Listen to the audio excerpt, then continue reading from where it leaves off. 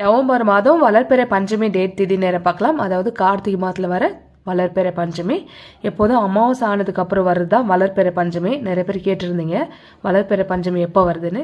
So அமாவாசை ஆனதுக்கு அப்புறம் வர்றது தான் வளர்பிறை பஞ்சமி. பௌர்ணமி ஆனதுக்கு அப்புறம் வர்றது தேய்பிறை பஞ்சமி.